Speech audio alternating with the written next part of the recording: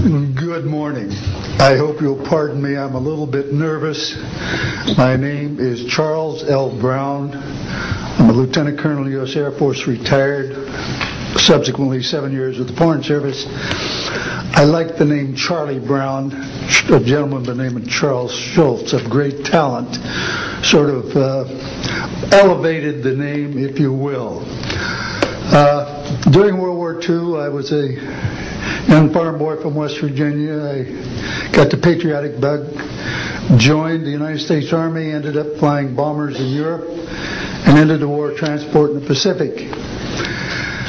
Finished college in the late summer of '49, recalled to active duty in the newly formed United States Air Force. I was assigned to an organization called Office of Special Investigations. The Air Force, as most of you know, was formed in 1947. OSI, as a central investigative agency for the Air Force, was formed, I think, in 1948. So everything was relatively new. Needless to say, starting in '47, UFOs were rather new. The Air Force Air Technical Intelligence Center was at Wright-Patterson Air Force Base, and I had my office in a building adjacent to it. And our organization was the worldwide investigative agency for the Air Force for any unidentified flying objects. This lasted for about 2 years.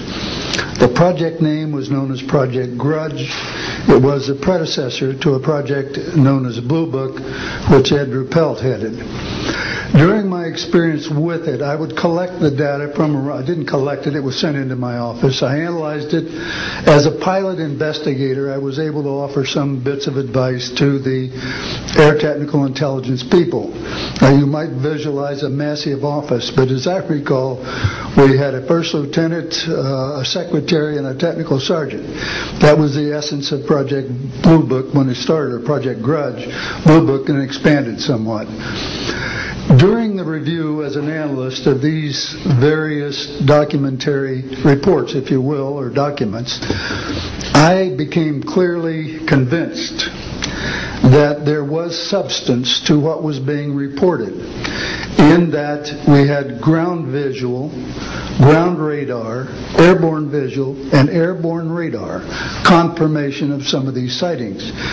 The individuals who made the sightings were everything from airline pilots, military pilots, police officers, some of the people that your lives depend upon on a daily basis. These are very reputable and credible people.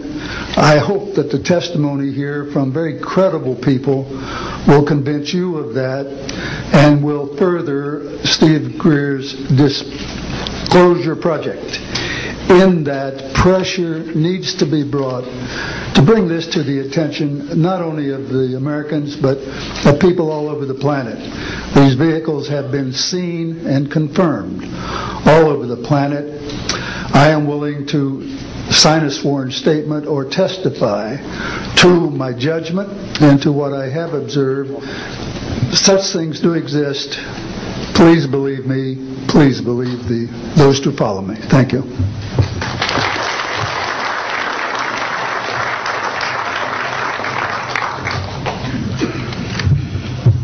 My name is Michael Smith. I was in the Air Force, a sergeant, from 1967 to 1973. I was aircraft control and warning operator.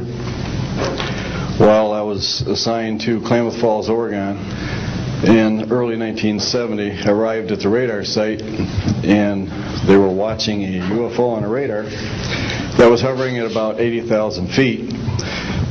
It sat there for about 10 minutes and then slowly descended until it dropped off the radar. It was gone for about 5-10 minutes, and then instantly reappeared at 80,000 feet, stationary. The next sweep of the radar, it was 200 miles away, stationary. It hovered there for about 10 minutes and redid the whole cycle twice more. When I found out what you normally do when you see a UFO, I was told that you notify NORAD, you don't necessarily write anything down, you don't write anything down, and you keep it to yourself. It's a need-to-know basis only. And NORAD one night called me about later in the year to let me know as a heads up that there was a UFO coming up the California coastline. I asked them what I should do about this. They said, nothing, don't write it down, it's just a heads up. And then late 1972, while stationed at the 753rd Radar Squadron in Sault Ste. Marie, Michigan, I received a couple panicky calls from police officers who were chasing 3 UFOs from Mackinac Bridge up I-75. So I immediately checked the radar, confirmed that they were there, called NORAD, and they were concerned because they had 2 inbound B-52s going to Kinslow Air Force Base. So they diverted them because they didn't want any proximity to the 2. And that night I answered many calls from the police department, sheriff's department and stuff. And my standard response was that there was nothing on radar. And I will testify to this under oath to a congressional hearing.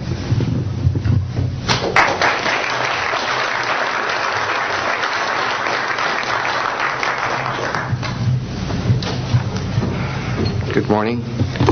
My name is Enrique Colbeck. I am a traffic controller. I'm sorry for my English. I'm so scared. I'm not accustomed to talk in front of a lot of people. I'm here because I'm being a witness in a voluntary way on my work.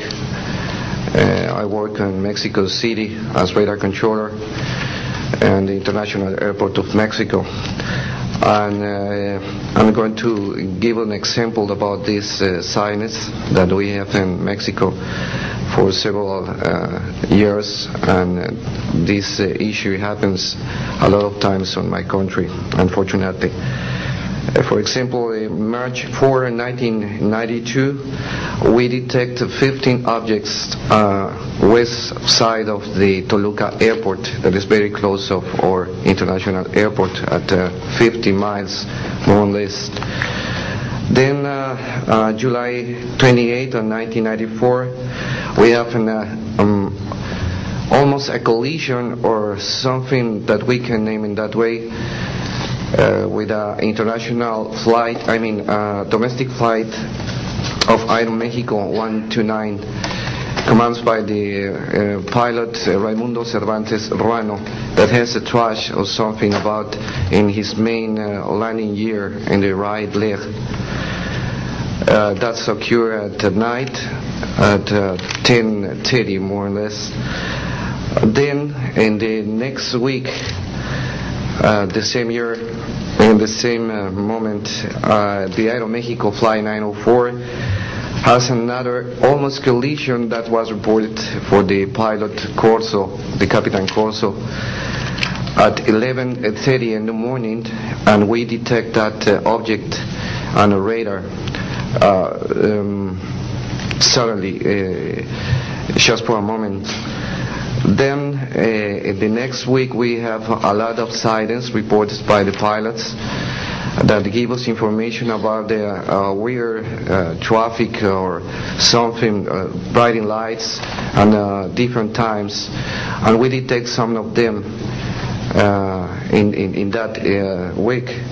But in September 15 of 1994, we have a detection about 5 hours more or less on a radar and a new equipment that we believe that that equipment was working in not a good way, because it's not human that you have detection by 5 hours of the same object and apparently without movement.